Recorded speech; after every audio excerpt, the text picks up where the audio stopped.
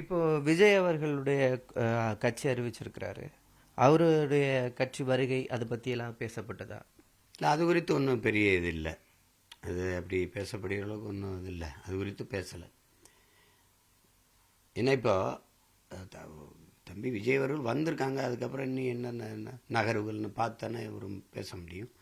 சும்மா நம்ம எல்லாமே அனுமானத்தில் யூகத்திலேயே பேசிட்டு கூடாது. இப்படி நடக்கும் அப்படி நடக்கும்னு ஒரு சோசியக்காரன் மேலே சொல்லிட்டு இருக்க முடியாதுல்ல. இப்போ நான் என்ன செய்ய போகிறேன்னு அவருக்கு தெரியும். நான் தனித்து போட்டிட்டு தெரிஞ்சு அப்போ நம்ம பேசும்போது தனித்து நின்று 8 விழுக்காடு தொட்டு ஒரு அங்கீகாரத்தை பெறுறதுங்கிறது பெரிய விஷயம்னு அவருக்கு தெரியுது. அதனால சொல்கிறாரு அது பெரிய விஷயம், கடுமையான உழைப்புன்னு சொல்லும்போது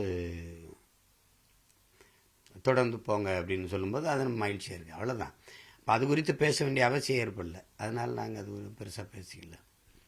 இப்போ உங்களுடைய பேச்சுகள்லாம் வலைதளங்களில் நிறைய இருக்குது, டிவிகளில் நிறைய வருது. அதை பார்க்குறாரா? என்னன்னு சொன்னாங்க? நிலையில் அதை பார்க்குறாங்க. அதெல்லாம் பார்க்குறாங்க.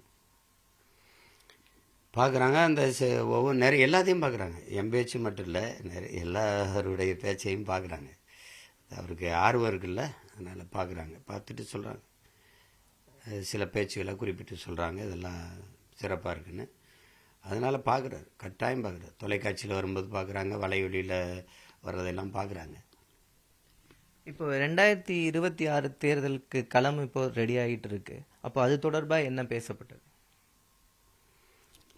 அது தொடர்பாக ஒன்றும் இல்லை. இப்போ திரைப்படத்துறை குறித்து பேசும்போது அடுத்து என்ன படம் அப்படிங்கிறது பேசணும் அவருக்கு.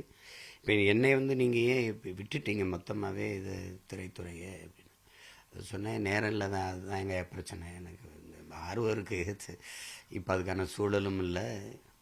இப்போ ஓராண்டு தான் இருக்குது, 26க்கு அதை நோக்கி ஓடுறேன் அப்படின்னு. அது சரி தான். அது அதுக்கப்புறமா அது கொஞ்சம் யோசிங்க, அதை கொஞ்சம் இதையும் விட்டுறாதீங்க அப்படின்னாங்க. சரி, அது இப்போ அரசியலில் 26ல் என்னோட நிலைப்பாடு தான் அவருக்கு தெரிஞ்சதானே, உங்களுக்கு தெரிஞ்சதானே, நான் தனித்து போட்டியிடுறேன் அப்படின்னு. அது குறித்து சொன்னேன். தனித்து ஏன் போட்டியிடணும் அப்படிங்கிறத விலைக்கு சொன்னேன். அவருக்கு தெரியுது. அது எங்கள் முன்னோர்கள்லாம் செஞ்ச தவறு என்னன்னு தெரியுதில்ல.